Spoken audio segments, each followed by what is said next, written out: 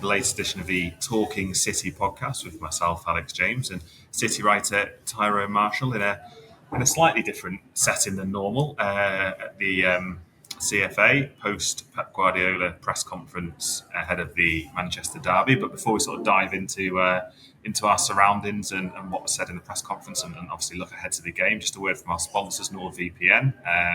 To get the best discount off your NordVPN plan, go to nordvpn.com/Talking City. Our link will also give you 4 extra months on a 2-year plan. There's no risk with Nord's 30-day money-back guarantee, and the link is in the podcast episode description box. There we go. That's the formalities out of the way. As I said, we're on the road, taking Talking City on the road. Coming to a sold-out arena near you soon. It's only a matter of time before we ask you for money for tickets. But yeah, we've obviously just heard from Pep Guardiola about an hour and a half or so ago. He was a bit later than planned. He was very apologetic, actually. I thought that he was an apology at the start and at the end, which you don't always get, I don't think. No, that's not.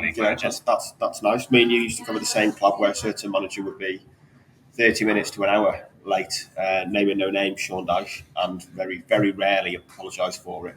And there'd only be about 3 of us waiting for him, so you think he'd be on time, really, you want to get chatting, but it is, sadly not. It is very often the case that these things don't run on time, isn't it? And that was the case today, but he did say plenty when he got here.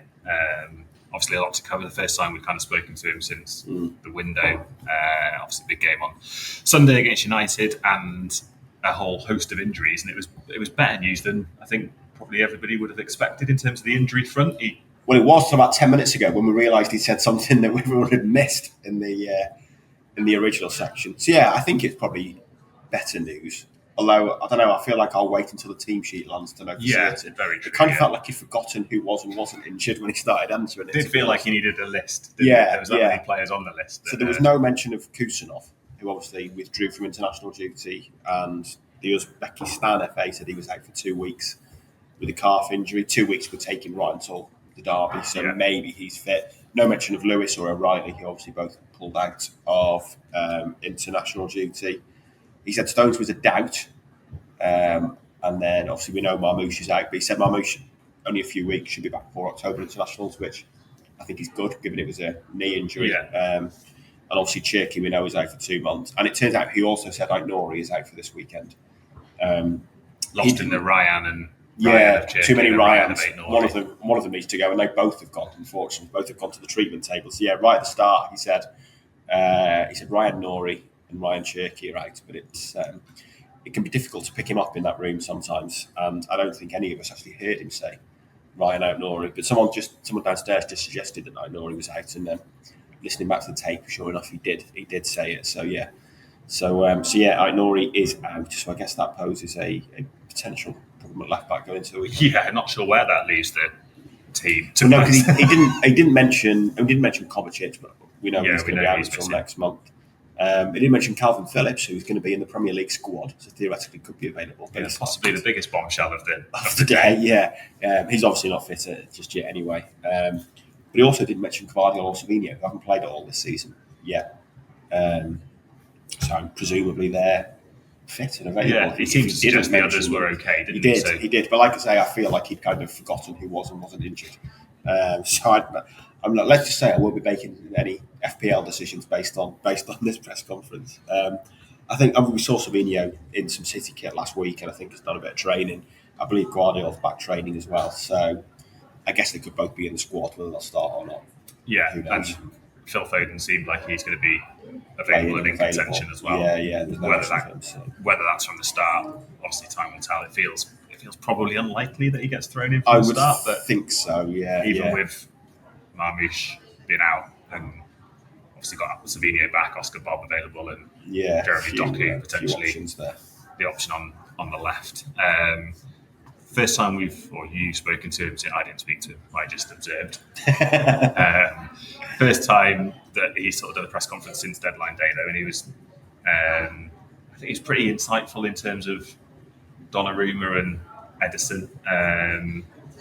Obviously didn't tell us who was going to play out of Donnarumma and Trafford for Sunday, but kind of suggested that they were going to change style, or at least we're going to have to change style, because he wasn't going to be asking Donnarumma to do what Ederson did. No, exactly. That wasn't just. I mean, Ruben Amorim has told us who's going to start out of Bayindir and Lamins. That's true. Yeah. maybe we go back now and say, Ruben's told us who's starting. So come on. He'll probably be busy working on corners now. He knows who's starting. yeah. I think that probably would have been a safe bet anyway, given the state of the keepers at United. He said we'll see about who's going to start, but he did say that he'd met Donnarumma on Wednesday and he'd trained on Thursday. Guardiola said, I just had a day off. I just sat in the office. It was pretty funny. So the players trained yesterday and Guardiola just sat in his office and said the reports I heard were good. So fair enough. It was interesting. He did say, I'm not going to ask him to do the same things. We've signed him for different qualities. I think it is going to be... I can't remember like a change in goal from one thing to another or from one keeper to another that it's ever felt like it's had so many tactical kind of implications. It's stark, isn't it? I guess Donnarumma was going to have had, 2 sessions, 3 sessions?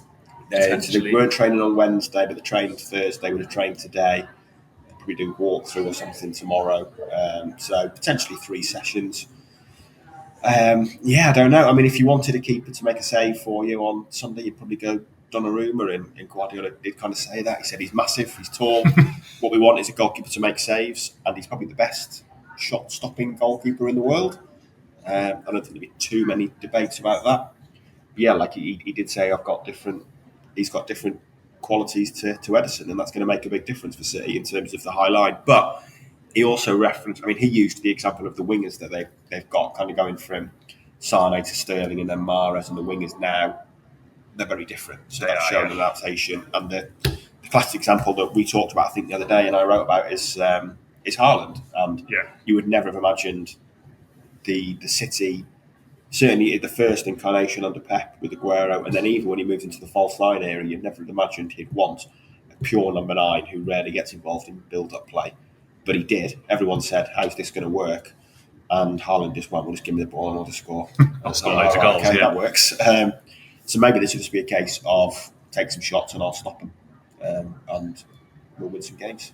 Maybe tactical insight. I do think, there's something quite ironic about the fact that maybe with Haaland, when he signed, and now with Donnarumma, we're overthinking things on behalf of Guardiola. Like the manager always accused of overthinking it by us, and actually we're the ones overthinking it. And he's just like, give me these really good players and I'll make it work. I think what he's done is there's been a deadline day and then there's been a 2-week international break, which has given us plenty of time to overthink. He should have sat there and gone, you guys are overthinking it. They're world-class players and I'm a world-class manager, so we'll make it work. Don't worry about it. Don't worry about it, lads. We'll be fine. And I guess it's probably flip of the coin for who does start at Donnarumma and Trafford, but he did, reading between the lines, I think Donnarumma might... I'd said Donnarumma probably from what he was saying. From what he was and wasn't saying. Yeah. I guess Doku's probably favourite to start as well in that kind of vacant left-hand side. I would have said so, particularly given, United's weaknesses. Well, there's a few we can mention, but behind their wing backs. Feels like Doku's at the front of the queue to take that spot. Feels like him and Marmoush are the 2 main options there. If you want like a inverted winger cutting in, then I think they're the two main options. And obviously without Aït-Nouri, you haven't got the... I guess he could go for a left footer without Aït-Nouri and play Gvardiol or, I don't know, Ake or O'Reilly maybe at left back and have them pushing into midfield. But I'd be very surprised if it wasn't Doku. And it feels like that back four is going to be where the kind of question marks are going to be ahead of the game and where everyone's going to look when the teams drop, because we've got Gvardiol who hasn't played, who might now be needed at left back. O'Reilly obviously has played there plenty last season, but pulled out of the England squad. Ake as well, and then Stones is a doubt, so Gvardiol might be needed at centre half, and then right back. Who knows? Nunez or Lewis. It's a tricky one, isn't it? Gvardiol, O'Reilly or Ake could play left back. Ake came on for Aït-Nouri in that Tottenham game and played left back. I don't know. It's a tough call, isn't it? And like you say, Stones might be a doubt. Kusanov, I'm guessing he's fit, but like I say, I don't feel entirely sure about that, given the press conference. So I don't know. If Kucherov is fit, I imagine he'd start. It feels like he's maybe now the third choice or fourth choice centre back. Would he put Guardiola straight back in? I don't know. Like you say, there's a lot of potential combinations there, and I think that is a tough call on who's going to start. Yeah, and you've lost probably the one absolute nailed on member of that back four in Aït-Nouri, who we're talking about the kind of implications from changing the goalkeeper. The implications from changing Aït-Nouri are quite significant as well, because he gives you a lot going forward, more than, well, maybe not more than Guardiola would actually, given how Guardiola attacked. They do it in different ways last season, but and it obviously is naturally left-footed. Yeah. Guardiola obviously performed pretty well there. Nico Arani performed pretty well there, and you kind of know what you're going to get with Nathan Ake, different kind of player. I guess City are going to look to, they always do look to dominate the board. United are pretty poor midfield-wise. You feel like City can, if City put Bernardo, Reinders and Rodri. Probably Rodri, I guess. In that three, you feel like they're going to have the upper hand there. Yeah. I mean, you'd think so. Obviously, United, in theory, United could have four players in that midfield, but their midfield is clearly a weak point, and they didn't sign anyone. I guess the question for City is that, Rodri played the 90 minutes for the international break. He was a sub twice for Spain, which has probably helped him, I guess. So he might be ready to start, but he's clearly not going to be at 100%. I thought he noticeably tired at Brighton. Reinders was excellent at Wolves, but I think has tailed off the last two games. So, yeah, I don't know. I just find it really difficult to call this derby. And yeah, you'd think City would have the edge in midfield, but I don't know. It's a really difficult game to call, isn't it? Yeah. I think United are going to be without Cunha. You look at United on paper, you think Cunha and Buemo, that's really their area of threat. Obviously, missing 50% of those two is going to have an impact, and they've got very, very suspect defensively, particularly from set pieces. Yeah. If you've got Gvardiol available and Stones and Diaz, I mean that's a huge towering trio to cause all sorts of problems for Bayern or in net for United. Yeah, it is. That is a potential area for City. They look pretty good, I thought, from set pieces in the Club World Cup. Obviously, they've got James French now, the new set piece coach, and they look pretty good from them, but from like a really simple route, which was like Bernardo's corners were basically unplayable at times. It felt like in the Club World Cup, and that Al Hilal game, City must have had 15 to 20 corners in that game, and every single one of Bernardo's was like right where you'd want right on the money, to attack it, right on the money. His delivery was so consistently good. So it did feel like they were making progress in set pieces there. But I think, you'd start Bernardo anyway because he's captain. And that's not a guarantee that he's going to start because he didn't against Tottenham. But I think you'd start him as well for his set pieces and just swing them in, get them on Bayinder's head, and then let the magic happen. And Oscar Bob on the other side, do you think? Yeah, I think so. Like you say, it sounds like Foden's fit, so that's an option, but he's played only 15 minutes so far this season. Savinho not played at all, so you would imagine it would be Oscar Bob. He played for Norway in the break. I think he had a scan at the start, but he was fine and fit enough to stay and play, so you would think it would be Oscar Bob. Yeah. And having Oscar Bob and Doku as your wide players, that's two players who we probably want to see a bit more from in terms of end product. But two exciting players, two players who can potentially win a lot of corners. Yeah. And two players who will be able to exploit any space there and any sort of frailty in that back three and pull players around, especially with, I know Bernardo Silva has his critics, but he's a very intelligent footballer who can occupy good spaces in front of the back three as well. Yeah, and the space to be had around that United midfield pretty clearly, I think. Obviously, it'd be interesting to see what United do, whether Fernandes, plays further forward now with Cunha being out, or whether he stays deeper. But yeah, it feels like there's always space to be had around that midfield, and City can exploit it. But I don't know, it felt like they were fairly comfortable, I guess, in the first half at the Etihad, or for most of the game at the Etihad last year, but just didn't kill it off. The derby in April, I think it was. I I can't remember a single thing that happened in that game. I think back now, and I cannot remember anything interesting happening. Which is maybe partly my memory, but it was a goalless draw. You're giving the derby the big sell there. Giving it the big sell, yeah. But it was it was a terrible game, wasn't it? And I think that was a derby where I think Gary Neville was saying afterwards they're going to go for a roast dinner together, and it was all too nice. But yeah, I mean, maybe it'd be different because it does feel like both teams need the points. Yeah, I mean, someone asked Pep in the open question about it and said, like, yeah, behind United in the league. And like I say, I mean, we've mocked United in the first, what I've done now, 20 minutes, first 15 minutes of this podcast, mocked United on several occasions, but they have got a point more than City. So I think City badly need to win this game. Yeah. Which puts a different dynamic on it, really. And it does feel like all derbies are huge, but it feels like this one in particular is difficult to call. It's difficult to call in selection for City and for United, really, and it's difficult to call in outcome and pattern of the game to a degree. And it does feel, maybe it's because it's come really early in the season, maybe because of the starts both teams have had and the seasons both teams had last season, but it does seem pretty pivotal in a way that maybe it hasn't for a while.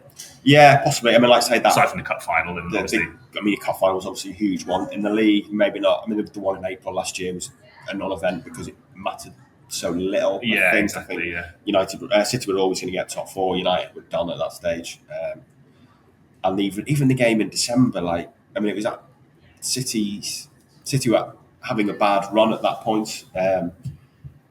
United were kind of starting to have a slump of their own under Amorim, and obviously it ended very badly for City.